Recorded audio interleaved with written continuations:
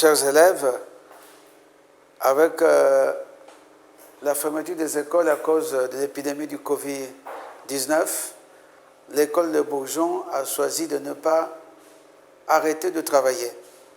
Et donc vous allez avoir une série de cours sur le net qui va vous permettre de travailler avec ton livre de maths ou ton livre de français. Le professeur t'explique le cours et on te donne une série d'exercices à faire. Tu peux suivre ton cours seul à la maison et tu travailles. Tu peux te faire aider par papa ou par maman ou par ton encadreur à la maison.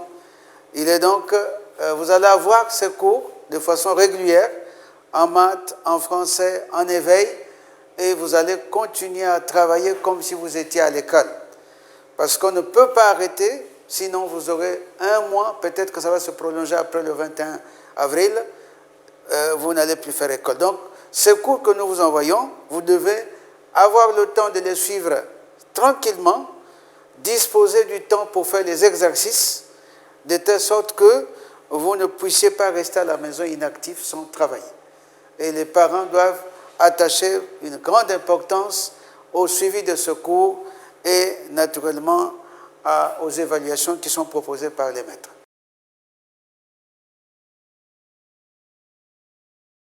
Nous allons étudier la dernière partie de notre programme. C'est la partie 6. Qu'est-ce qu'on nous dit dans la partie 6? Identifier les enjeux liés à l'environnement. Et dans cette partie, nous avons 2 chapitres et nous allons commencer par le premier. Mais avant cela, je vous lis les 2 objectifs de ce chapitre, de cette partie en réalité. Alors, ici, je dois comprendre mes 2 objectifs de cette partie. Je dois comprendre comment se caractérise un paysage. Nous allons voir dans le cours qu'est-ce qui caractérise un paysage. Nous allons voir l'influence de l'homme sur l'environnement. Comment l'homme transforme l'environnement. C'est ce que nous allons voir dans cette partie. Sans tarder, nous passons au chapitre 14. Le chapitre 14 parle du paysage et écosystème. Alors, au point notion 1, notion, c'est ce que nous avons là. Je vais vous lire ce qui est écrit et je vous explique. Notion, qu'est-ce que nous appelons le paysage ou des paysages? Des paysages, ce sont des terrains totalement naturels. Les paysages sont des terrains totalement naturels, comme le paysage de montagne, le paysage de mer, le paysage des océans. Naturel, pourquoi? C'est Dieu qui a créé ces paysages. Ou ce sont des terrains transformés par l'homme. C'est-à-dire, l'homme a transformé le paysage naturel pour construire des villes et des villages. Donc, nous notons ici, quand on parle du type de paysage, le paysage, c'est un terrain qui est naturel, c'est-à-dire créé par Dieu. C'est le cas des montagnes, c'est le cas des océans, le cas de mer, le cas des fleuves, de savanes, des forêts, ou encore les paysages sont des terrains artificiels, c'est-à-dire transformés par l'homme pour construire des villes, des villages, des aéroports, des stades, des ports, ainsi de suite. Alors, nous passons à la séquence 1.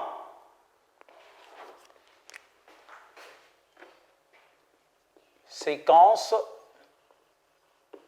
1. Que nous dit la séquence 1? Les constituants d'un paysage. Les 5 constituants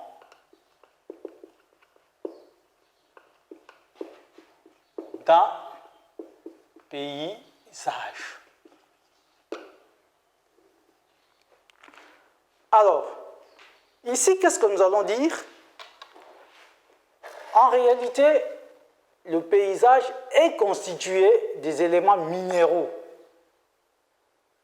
comme les roches, comme les végétaux, mais qui subissent des actions des facteurs naturels.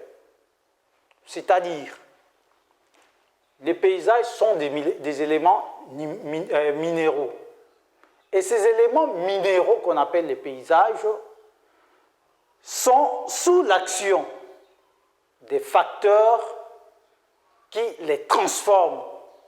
Ces facteurs, c'est comme l'eau, c'est comme le vent, et qui permettent à ce que le paysage soit en érosion. Donc, l'eau et le vent sont des facteurs d'érosion des paysages. Ce sont des facteurs naturels, l'eau et le vent, mais qui transforment les roches, les minéraux d'un paysage pour parvenir à l'érosion. Alors, ici, les 5 constituants d'un paysage sont. Nous allons voir quels sont les 5 éléments qui forment un paysage. Dans un paysage, nous avons d'abord, dans un paysage, nous avons les roches. Ce sont des éléments qui sont présents dans un paysage. Ici, nous avons le relief, la végétation, nous avons l'eau, la manifestation des activités humaines.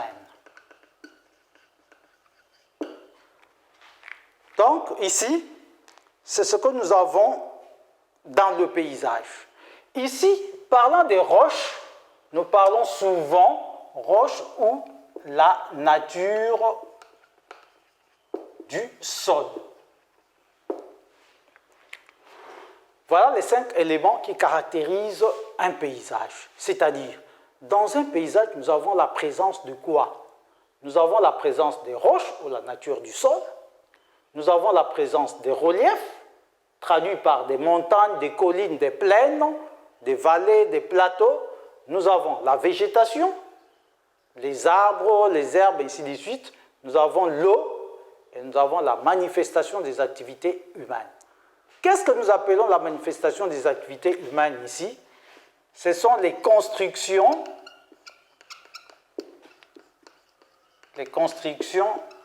et les fabrications.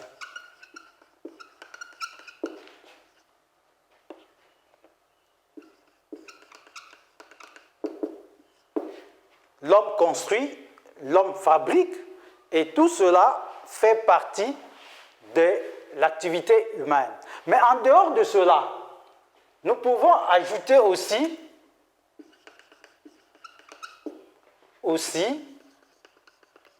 la déforestation.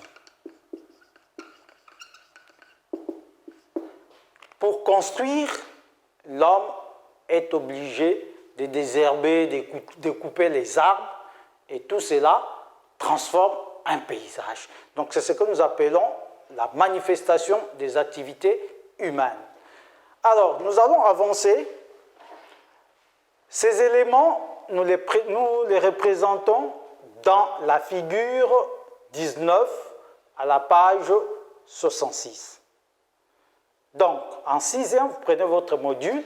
À la page 66, il y a les 5 éléments qui représentent un paysage à la figure 19. Alors, nous passons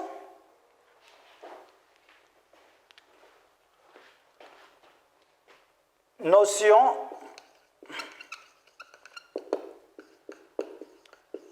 d'affleurement. Une notion très importante à retenir. Quand est-ce qu'on parle de l'affleurement ici? C'est très important. L'affleurement, c'est quand les roches du sous-sol sont extérieurement visibles. Je prends un exemple. Nous avons par exemple dans le sol des pierres. Mais on arrive à un endroit, les pierres qui sont censées se retrouver dans le sol sont visibles extérieurement. Alors, ces phénomènes, c'est ce qu'on appelle l'affleurement. Je répète, l'affleurement, c'est le fait que les roches du sous-sol soient extérieurement visibles à un endroit. Ici, nous avons notre sol, disons sous-sol. La pierre qui est censée être là, la pierre se fait voir à l'extérieur. Le fait que cette pierre qui doit être dans le sous-sol est visible extérieurement, on parle de l'affleurement. Un mot à retenir. Donc l'affleurement, c'est le fait que les roches du sous-sol soient visibles extérieurement, pourtant ces roches devraient se retrouver dans le sol ou dans le sous-sol. Alors, c'est le cas des hautes montagnes. Dans les hautes montagnes, nous avons la présence des roches du sous-sol qui apparaissent à l'extérieur. Et cela constitue ce qu'on appelle l'affleurement. C'est le cas aussi de falaises. Alors, ici, l'affleurement a deux grandes parties. Les deux grandes partie de l'affleurement.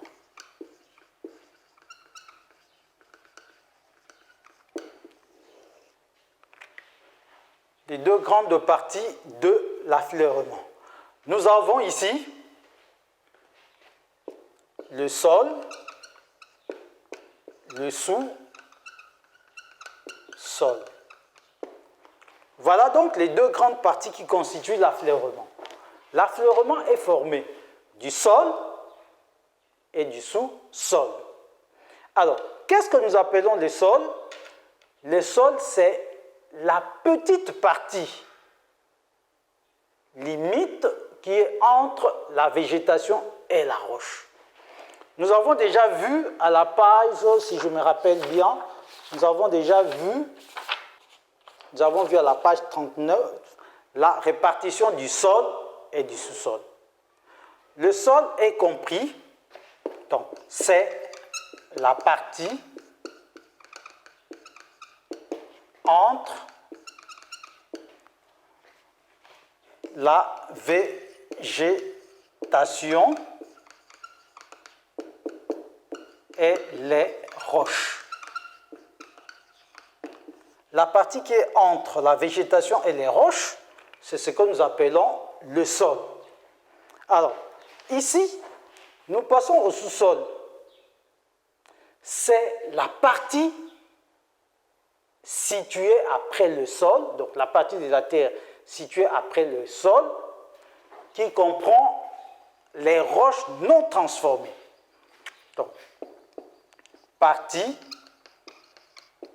de la terre située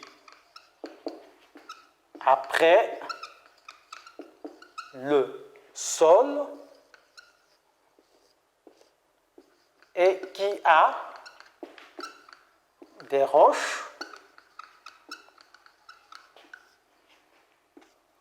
non transformées. Voilà ce que nous appelons le sous-sol. Donc, je dis ceci, l'affleurement a deux grandes parties. Il y a le sol, qui est la partie qui est entre la végétation et les roches, et la deuxième partie de l'affleurement, c'est le sous-sol. Le sous-sol, c'est la partie qui est entre entre les roches, la partie de la terre qui est après le sol et qui comprend les roches qui ne sont pas transformées. Ici, vous pouvez aller à la page 39. Voir page 39, représentation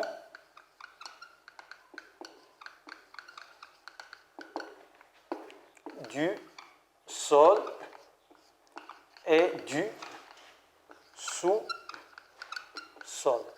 Il y a un schéma qui va vous représenter cela à la page 39 dans votre module. Nous passons à la séquence 2. Avant d'arriver à la séquence 2, nous allons dire le peuplement d'un paysage diffère selon les caractéristiques du paysage. Qu'est-ce qui est à l'origine des êtres vivants qui se retrouvent dans ce paysage? Les êtres vivants d'un paysage sont différents par rapport aux caractéristiques du paysage. Et les caractéristiques du paysage, nous les avons citées. Nous avons la nature du sol ou des roches, le relief, la végétation, l'eau et les manifestations de l'activité humaine. Alors, ici, nous allons à la séquence 2.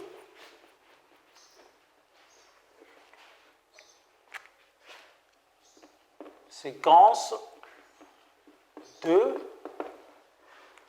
De quoi nous parle la séquence 2? La biodiversité. La biodiversité et l'écosystème.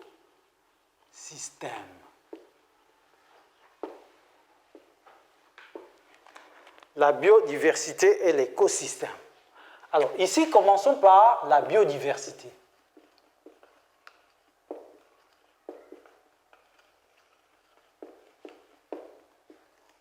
Un mot très capital à retenir dès maintenant là. La biodiversité, c'est quoi? C'est l'ensemble. On peut parler d'un nombre d'espèces différentes dans un même milieu.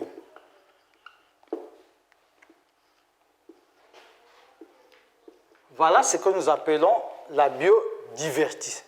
La biodiversité, c'est l'ensemble d'espèces différentes. Ces espèces sont animales ou végétales, mais toutes différentes qui vivent dans un même milieu. Et c'est ce que nous appelons la biodiversité. Alors, on peut dire la biodiversité, ce sont les espèces animales et végétales qui sont dans un milieu. Autrement dit,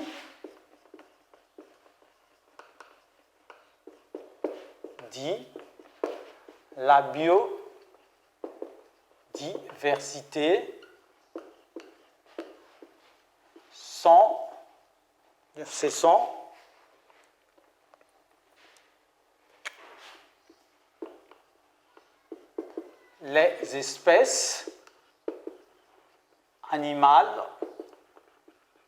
les espèces animales et végétales qui sont dans un milieu.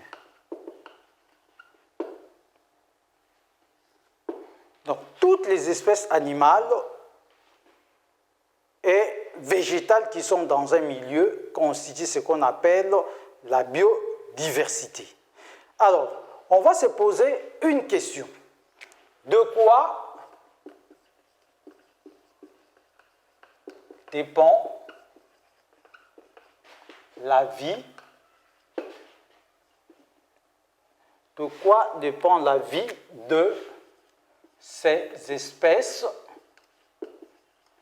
De quoi dépend la vie de ces espèces dans un paysage?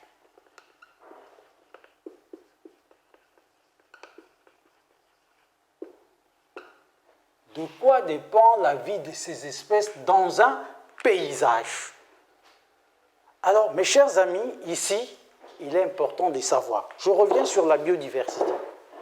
La biodiversité, ce sont les espèces animales et végétales différentes qui sont dans un milieu. Maintenant, on nous demande de quoi dépend la vie de ces espèces. La vie de ces espèces dépend de deux choses. D'abord, des caractéristiques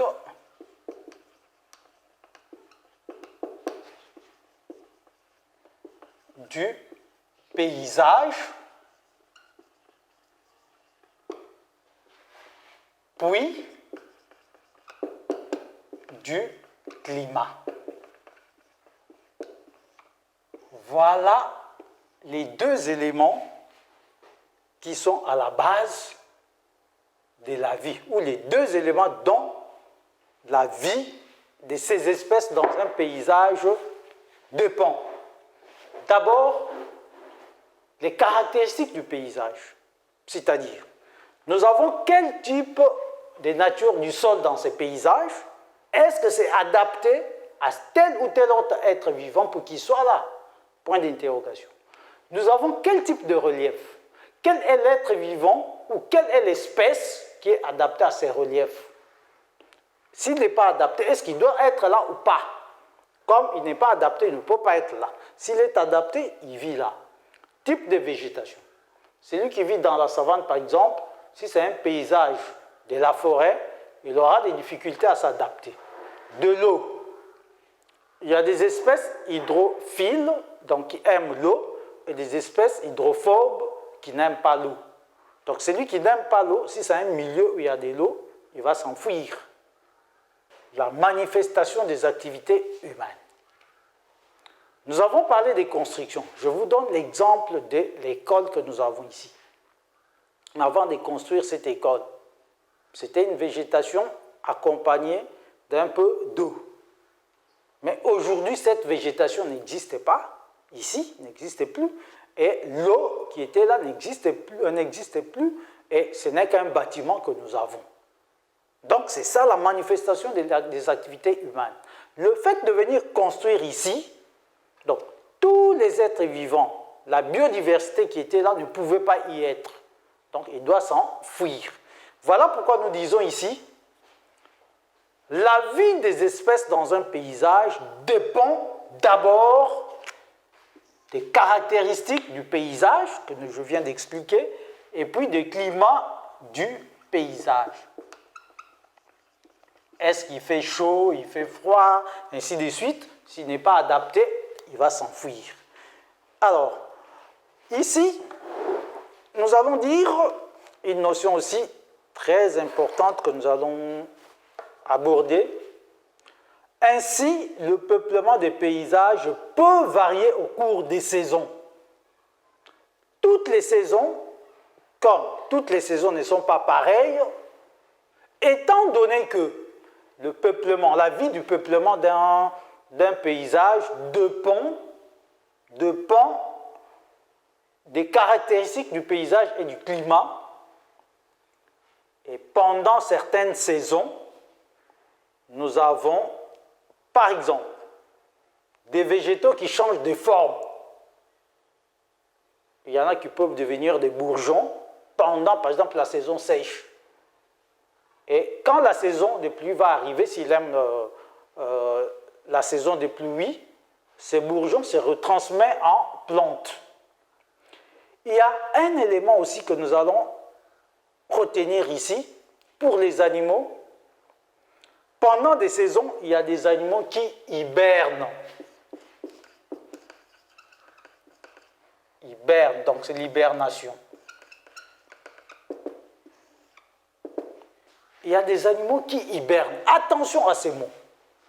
Qu'est-ce que ça signifie, ces animaux qui hibernent? Ça signifie simplement, ces animaux vont passer toute la saison à l'état endormi. Ils ont fait des réserves, étant donné qu'ils ne supportent pas cette saison, ils ont fait des réserves et toute la saison, ils passent endormis. Et tellement qu'ils sont en contact avec l'environnement, et quand la mauvaise saison pour eux va finir, ils reprennent leur vie normale. Alors ici, nous disons donc, hiberner, c'est le fait que certains animaux à sang chaud passent l'hiver endormis. Il y a des animaux, là où il y a l'hiver, quand l'hiver arrive, donc avant l'hiver, ils amassent déjà des réserves nutritives.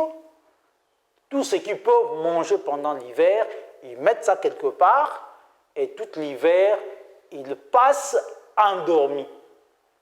Et quand l'hiver va finir, ces animaux vont reprendre leur vie active. En dehors de l'hibernation, il y a des animaux qui migrent, c'est-à-dire qui se déplacent pour aller ailleurs lors de la mauvaise saison. Il y a des hirondelles qui quittent la France pendant l'hiver et qui viennent vers le Sénégal où c'est encore chaud et qui peuvent y vivre jusqu'à la fin de l'hiver et ils peuvent repartir. Donc ici, nous allons noter que pendant des mauvaises saisons, il y a les végétaux changent de forme,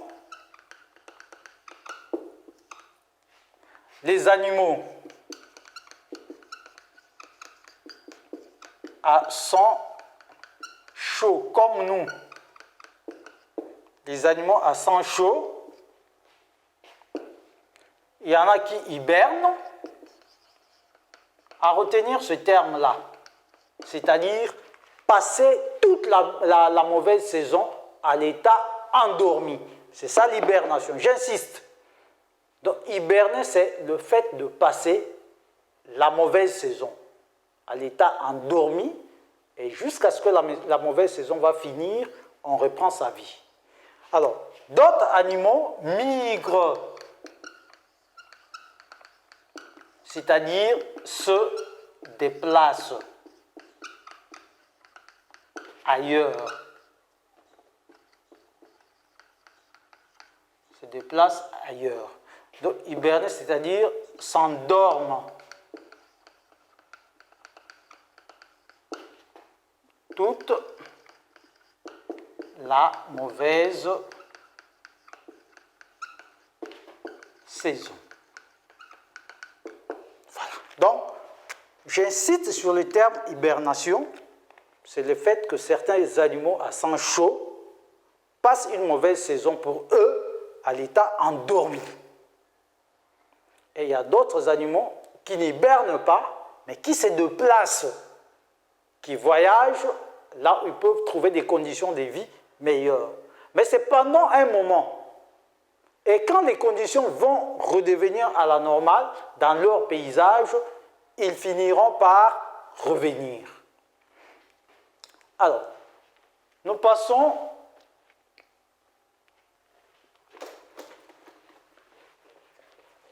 au point 2.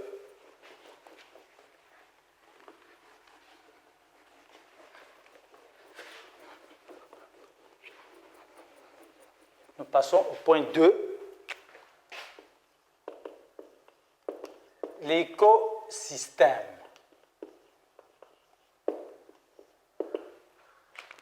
Qu'est-ce que nous appelons un écosystème? 1. A. Définition.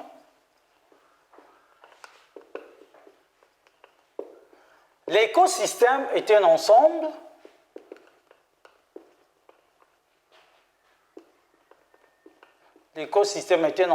formé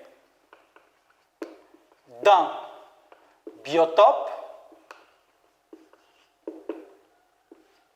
Le biotope, c'est quoi? C'est le milieu de vie où habitat et de la biocénose.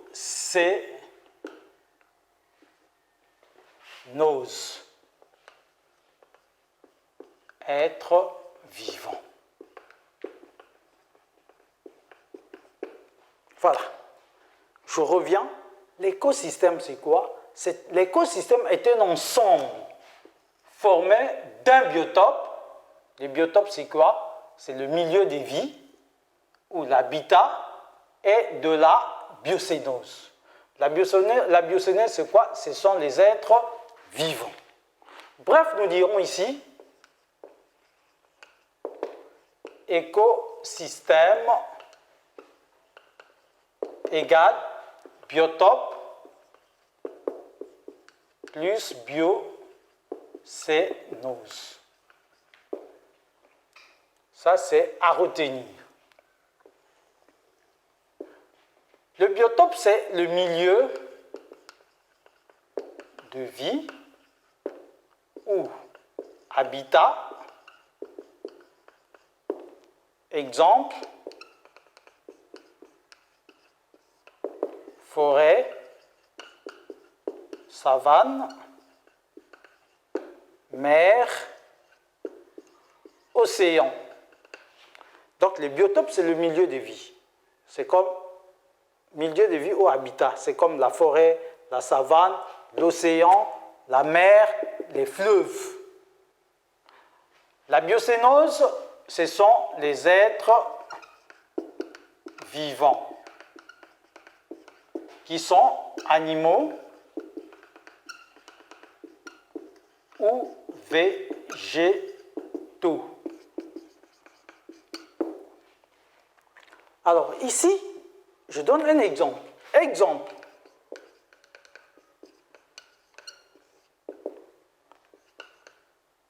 La mer, c'est poisson et c'est végétaux. Je voudrais qu'on retienne bien ici. Quand je parle de la mer, c'est un biotope, milieu de vie. Quand je parle des poissons et des poissons et des végétaux, là, sont des êtres vivants, la biocénose. Donc, les deux ici, c'est la biocénose et la mer, c'est le biotope. Et l'ensemble, ils forment l'écosystème. Je peux encore dire le jardin, ses insectes et ses légumes. Le jardin, c'est le biotope. Les légumes, la mauvaise herbe, les insectes constituent ce que nous appelons les êtres vivants, donc la biocénose. Et l'ensemble, c'est ce qui forme les biotopes. Et c'est ce qui forme plutôt l'écosystème. Si je parle seulement de la mer, de l'océan, du jardin, de la forêt, là je suis dans les milieux de vie, donc le biotope. Si je parle seulement, par exemple, les arbres de la forêt, les animaux de la forêt, je suis dans la biocénose. Mais quand je dis la forêt, ces arbres et ces végétaux, je suis dans l'écosystème. Nous allons arriver maintenant aux mots importants. Les mots importants de notre leçon. Quels sont les mots qui sont importants pour nous, qu'on va chercher à définir? Je vais les citer et à vous de définir ces mots-là. Nous avons la biocénose, le biotope, l'écosystème,